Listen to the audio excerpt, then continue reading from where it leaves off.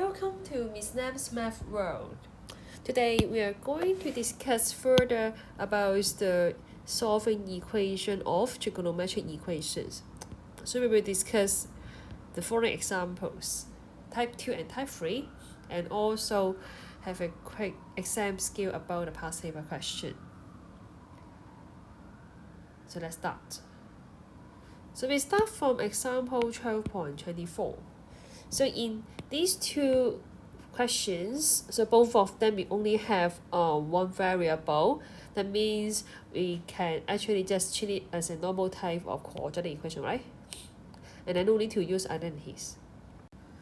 So for both questions, our target is to make everything on the right to be 0, right? And then put all the rest of the thing on the left.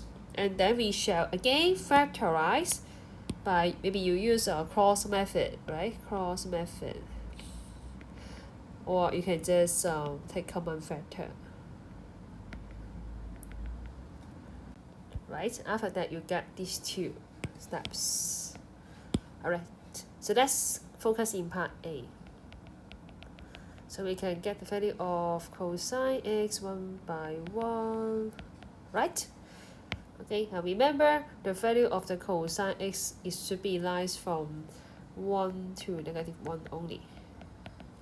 So we have to reject 3/2. Okay, so this is negative with quadrant 2. We have two answers, right? CAST. So cross out these two, we will have quadrant 2 and quadrant 3. Quadrant 2, 180 minus 60, or quadrant 3, 180 plus 60. So answer is 120 or 240 degrees. So two solutions. 1, 2 in total. And then for part B, we got a special value for tangent x, because for tangent x, so if you want to use this method, that means if you don't know how to draw the graph, you can use this method, right? So in this question, let's check carefully if 360 is equal. So it is a yes, right? The equal sign is equal. So sometimes we don't have the equal sign, so we need to be careful. So please use calculator to check. Tangent 0 is 0 degree. Tangent 0 degrees is 0, correct? So that means 360 is also correct. And then these two undefined, not correct. Tangent 180 is also 0. Okay, so please check with the calculator. Okay, so enter tangent 180, it will give 0. So it is also correct. That means we got 3 answers in total. And then tangent x equals to 1, quadrant 145 degrees. Okay, so CAST again. So we got quadrant 1 and 3. Quadrant 3, 180 plus 45. So you'll get 45 of 225 degrees. So that means in total we got 5 solutions. So that means x is equals to 0 or 45 degrees or 180 or 225 or 360 degrees. So you can see for one equation we may have, wow, so many solutions. Right. Then for the next example is actually very similar, but for type T we actually need to use identities to make them to be only having the one unknown. And of course, we should start with the thing inside the triangle first. Simplify this one, and then after that, we check if we need to change any one of them. So it's example 12.25. So it was in book 4, right? So we have chapter 12.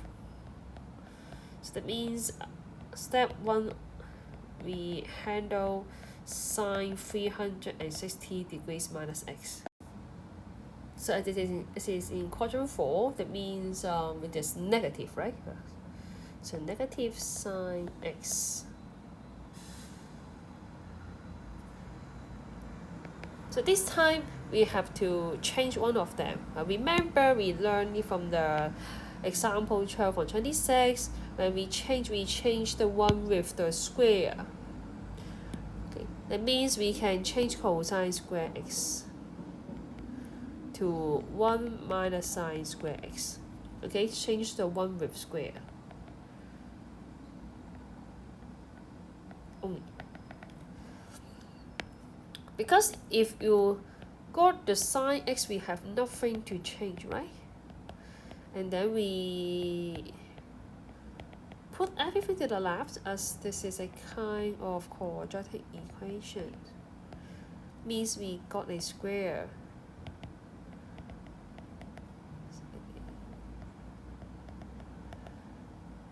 So it should be minus 1. Alright?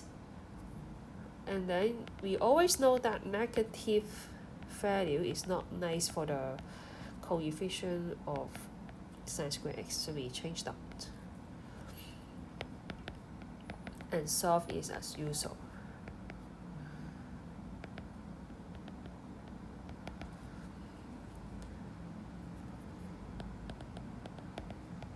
So for the rest of the thing, it is similar as before, so I didn't mention much about the way to solve, just give you the answers.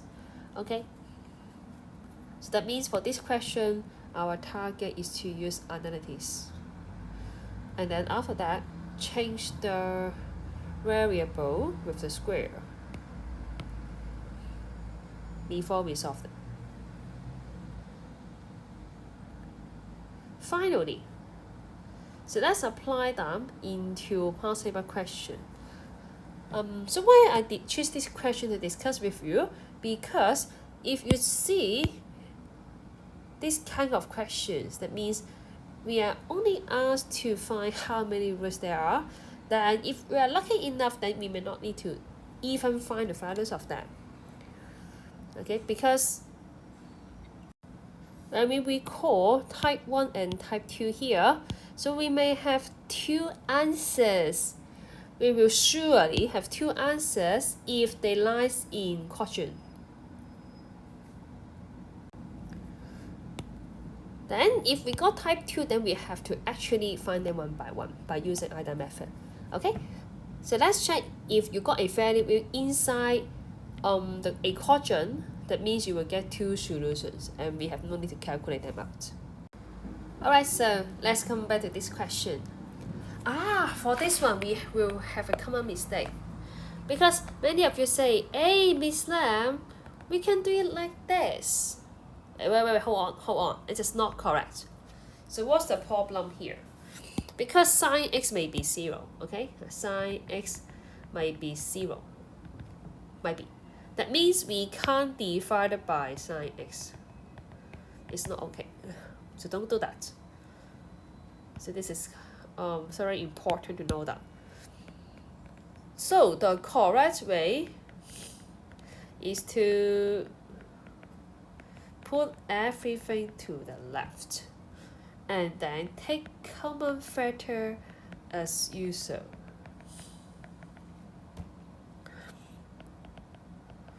So we will not miss any solution. I mean, for the solution of sine x is equal to 0, right? If you use the first method, then the solution of sine x equal to 0 will be gone. We will miss that, right? So sine x is equal to 0, so you may use the substitution method or the joint graph method. So both of them are fine. So answers, these three should be after checking. 0 degrees, 180, so this is 360. So 3 answers in total.